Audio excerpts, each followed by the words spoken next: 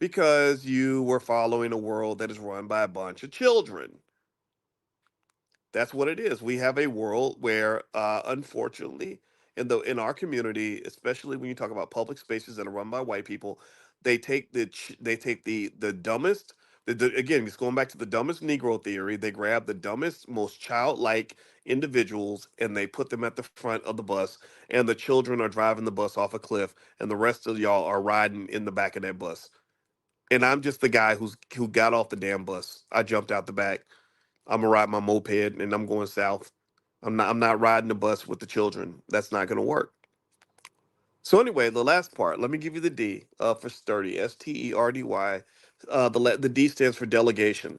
Delegation is an acquired skill that you can learn in a class. Again, when Jalen Brown helps me raise the $20 million or 10 million or whatever we need to raise to start our Powernomics schools all around the country. I tried to get Kanye to do it, but Kanye unfortunately is he's on another planet. So maybe Jalen Brown has a little more sense. He's a smart guy. Um, the last piece is I would train our children on delegation.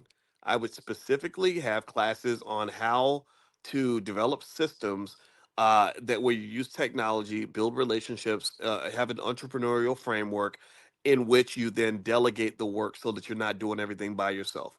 Because the reason black businesses don't scale the way they should and we can't create our own jobs and we have to depend on white people to do it for us is because most black businesses are literally one person doing all the work, right? One person that's a coach or a consultant, or they're selling the product and they're doing every job in the company from the secretary all the way up to the CEO.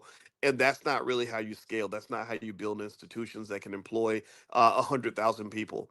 Right there's still, again, you think about this. We've had over 50 years of hip hop, and all these rappers bragging about how much money they have, and not one of them has ever been able to build a business that employs more than more than 100 people, I'm sure, or 50 people or whatever. The best they can do is partner with a white owned corporation that has been able to employ 10, 20, 30,000, 50,000, 100,000 people.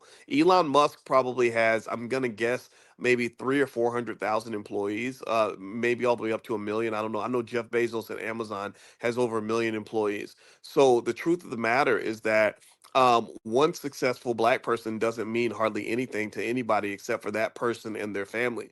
But what does matter is when you have a successful black person who understands things like systems, technology, entrepreneurship, relationships, and delegation, and they've got a team of 50,000 people that are all employed and living better lives because that person was able to develop infrastructure. So if you want to go back to the politics of it all, the reason that I like Ice Cube's contract with Black America is because I saw provisions in there that would actually open the door for that to actually happen. And of course they addressed all the other things, the police brutality, the mass incarceration and prison reform, just all kinds of stuff. I mean, I encourage you, just Google contract with Black America. You'll find it. It'll pop up. And I think politicians should be listening to this. And what's fascinating is that if you go talk to the Democrats, they're not going to bring it up, because in their mind, any black person that is progressive, that really wants something meaningful to happen for the black community, is defined as a traitor and a Republican. That's how they look at it. And the Republicans, I don't know what the Republicans are doing. I think they're just kind of saying whatever needs to be said to try to steal black votes from the Democrats because they know that it's easy to do. So if you want to know who I'm voting for black people.